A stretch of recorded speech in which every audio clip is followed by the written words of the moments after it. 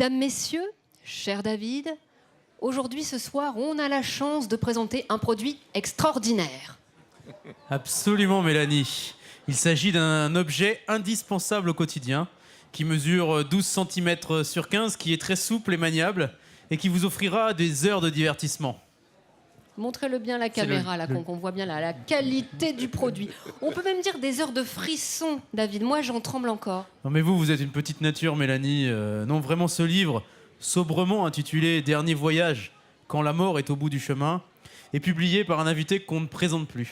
Mais on va le faire quand même, Pierre, parce qu'on est payé pour.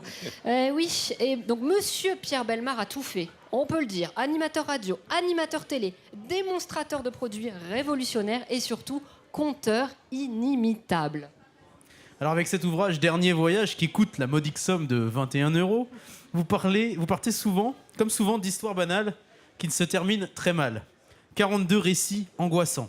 Alors on a entre autres, et arrêtez-moi si je me trompe, l'invraisemblable histoire du pirate de l'air qui pleurait, l'horrible fin des 48 clandestins chinois asphyxiés dans un camion de légumes, eh oui, le tueur fou du métro de New York. Mais qu'est-ce qui vous fascine tant dans ces histoires, Pierre? Vous serez pas un petit peu voyeur, comme nous tous d'ailleurs? Non, mais il y a un point. C'est vrai que moi j'ai trouvé un point commun extraordinaire. Chaque fois que je partais, par exemple en avion aux États-Unis ou à l'autre bout du monde, en Asie, bon, c'est vrai qu'à un moment donné, il faut surtout pas y penser. Mais si à un moment donné vous pensez, ça peut tourner mal, vous voyez ce que je veux dire? Je me souviens avoir posé en Israël en plein conflit israélo-arabe. Vous posiez des questions, vous avez des doutes, vous dites est-ce que je vais arriver au bout du voyage, voilà. Alors pour tous ces doutes que j'ai eu pendant mes voyages, on a trouvé amusant avec Jean-François Namias de chercher des voyages vraiment qui tournent pas bien, quoi. Et ce qui a été amusant dans cette affaire, c'est qu'on a rencontré des personnages célèbres, c'est-à-dire il y a eu une histoire très dramatique dont il se sort, bien sûr, mais qui est une histoire avec l'abbé Pierre. Il y en a une autre avec Nicolas Hulot. Il y en a une autre avec Charlie Chaplin. Alors, Charlie Chaplin est un petit peu amusante parce que, en fait, il est invité sur un bateau avec un magnat de la presse. Et ce magnat est absolument certain qu'il le trompe, enfin, que Chaplin couche avec sa maîtresse. Voilà, ce qui ne lui plaît pas du tout, bien sûr. Et donc, c'est une sorte de poursuite absolument incroyable sur le bateau entre les tueurs et Charlie Chaplin. Enfin, il va s'en sortir et pour cause, mais c'est assez amusant. Plus généralement, Pierre, est-ce que y a des choses qui font une bonne histoire? Qu'est-ce qu'il faut donner finalement à ces lecteurs pour les accrocher avec une bonne histoire? Est-ce que pour vous, il y a des caractéristiques d'une histoire qui serait forcément bonne, un peu drôle, un peu qui nous fait trembler, qui nous fait frissonner? Quelles sont ces choses qu'il faut dans une histoire? Si vous voulez, je pense que l'argument essentiel, ça sera l'émotion. Il faut qu'une histoire déclenche l'émotion. Soit l'émotion dramatique, ça peut être l'émotion comique, hein, je le dis tout de suite, mais il y a des histoires qui sont drôles dans les histoires qu'on a racontées. Hein, pas là, dans ce livre-là, mais il y en a eu déjà. Mais c'est l'émotion. Je crois que le mot qui définit le mieux ce qu'il faut pour qu'on soit captivé par une de nos histoires, c'est qu'on en ressente l'émotion. Voilà. Il y a des histoires qui sont uniquement basées sur l'émotion. Alors, voilà.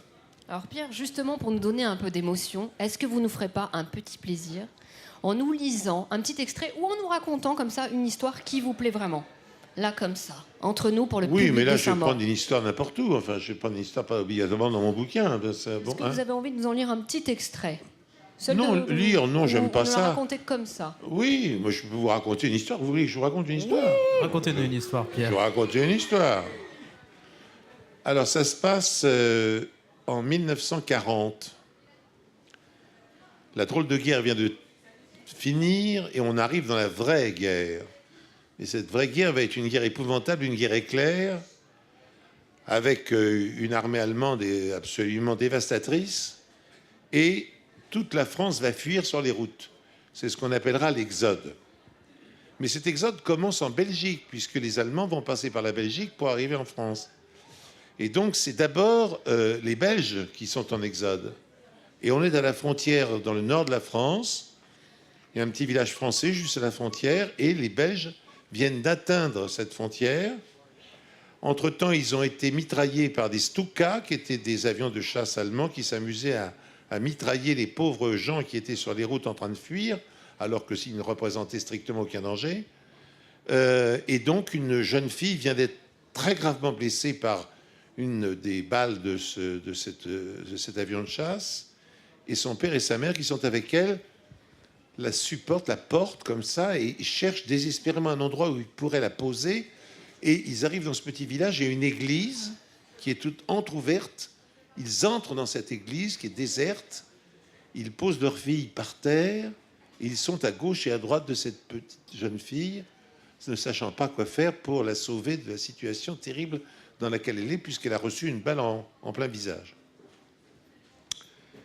Et à ce moment-là, les Allemands arrivent.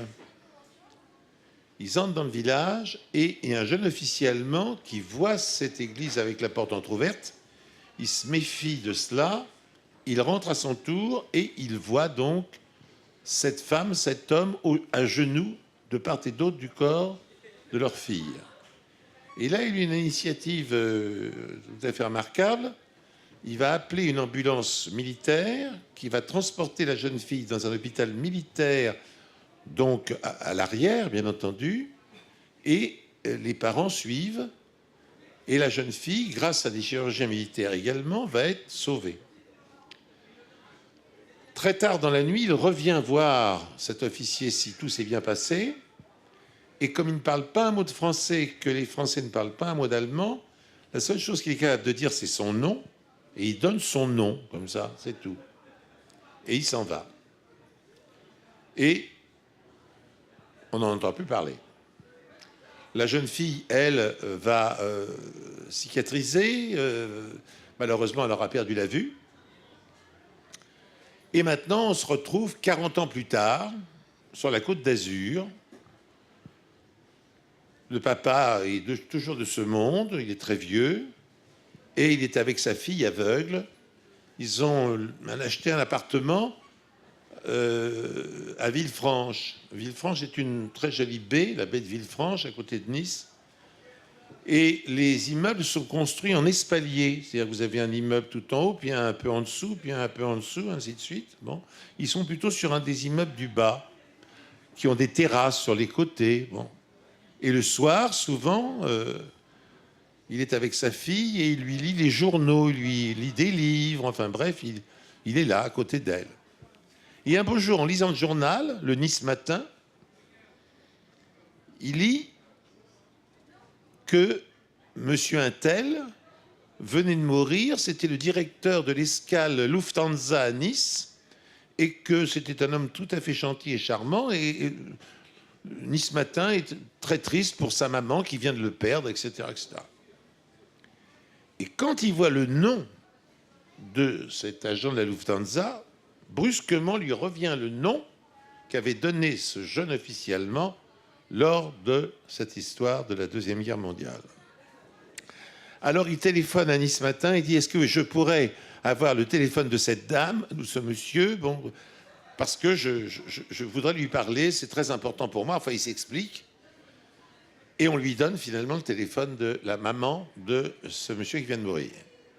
Alors il a cette dame au téléphone, il lui dit « Bonjour madame, voilà, est-ce que par hasard votre fils vous aurait parlé d'une jeune fille qu'il avait sauvée au début de la guerre de 40 ?» « Ah oui monsieur, bien sûr. Oh, vous savez qu'il est revenu après la guerre en France pour la retrouver. » « Ah bon? Oui, mais comme c'était un Allemand et qu'on était après la guerre, évidemment, il n'a pas été bien reçu dans votre pays. Et on a embrouillé les choses. On n'a rien fait pour l'aider. » « Ah bon? Ah oui. Et c'est cet homme qui est mort, là, donc. » « Oui, oui, madame, oui. Mais vous êtes où, monsieur? »« Je suis à Villefranche. »« Ah ben moi aussi. »« Ah bon? » ?»« Mais attendez, vous habitez où, monsieur? »« Mais j'habite, moi, dans un immeuble à Villefranche qui est avec des terrasses sur le côté. C'est un des premiers dans le bas. »« Ben moi, j'arrive... Mais attendez, j'habite dans le haut, et le monsieur qu'on voyait avec mon fils le soir parler avec une jeune femme qui était à côté de lui, c'était vous? » Oui, madame. Et c'était elle. Voilà. Ça vous a plu? Une Vous histoire voyez vraie? que là, vous êtes dans la vie quotidienne, avec tous ces hasards, ces impossibles, c'est possible. Voilà. Le monde est petit. Donc une histoire vraie. Voilà. Incroyable. C'est comme ça que vous travaillez, vous recherchez des histoires vraies, des coïncidences, et Oui. vous essayez de travailler autour de ça. C'est vraiment votre source d'inspiration première? Oui. Nous préparons actuellement un livre qui va sortir à la fin de l'année 2014, où on célébrera le centenaire de la guerre de 14, le centenaire de ma belle-mère, puisqu'elle aura 100 ans à ce moment-là, elle est née en 1914. Et nous avons préparé donc différentes choses, mais aussi on va parler de la Deuxième Guerre mondiale, puisqu'elle se situe, hélas, seulement 20 ans après la première. Et donc, on va faire voir des photos qui paraissent comme ça, un peu innocentes, et qui cachent parfois des choses terribles. Par exemple, il y a un grand photographe américain qui est l'un des tout premiers à débarquer avec les premières unités américaines qui arrivent sur les plages de France pour la libérer. C'est un massacre, hein, bon, terrible. Il en réchappe, il fait des photos qui sont évidemment extraordinaires. Et il les envoie, vous savez, c'était des pellicules à l'époque, et donc il va envoyer ces pellicules en Angleterre pour le développement. Quand l'opérateur de développement reçoit ces pellicules, il est tellement ému qu'il loupe le développement. Il rate le développement. Et il n'y a que 3 photos qui s'en sortent à peu près et qui sont malheureusement quand même un peu floues. Bon, mais c'est les 3 seules photos qu'on a du débarquement. C'est quand même énorme. Bon, bien. Donc c'est intéressant de raconter tout ce qui se passe pendant la prise de vue, après la prise de vue, l'émotion du type qui se loupe complètement. Vous voyez que ces photos floues, brusquement, prennent une autre valeur, une autre importance. Voilà. Alors, il y a comme ça des quantités de photos qui ont été faites dans beaucoup d'occasions pendant la guerre. Et c'est intéressant de raconter ce qui se cache, en quelque sorte, derrière la photo que l'on voit. Est-ce que c'est cet ouvrage qui s'intitule Les grands crimes de l'histoire ou est-ce que c'est un autre? Parce que je crois que vous allez sortir ça d'ici quelques temps. Les grands crimes de l'histoire? Non, c'est pas les grands crimes. Non. Ça, c'est un autre que vous avez en... Non, on a déjà fait... On a fait les grandes énigmes de l'histoire, hein, mais qui ont été en grande partie résolues. Non, là, on n'a pas de... Non, actuellement, je n'ai pas un projet Les grands crimes de l'histoire. J'ai un projet, ce livre sur un livre de photos, en effet. Et puis, on a un autre projet également, qui est de faire un livre qui s'appellera Un objet, une histoire. Je vais vous donner un exemple. On voit une petite aiguille, vous savez, les aiguilles que l'on avait autrefois pour retenir les tissus, etc. Bon, on a toujours d'ailleurs. Bon. Alors aujourd'hui, elles sont fines, mais au XVIIIe siècle, elles sont assez épaisses. Elles étaient forgées à la main, donc elles étaient beaucoup, beaucoup plus grosses.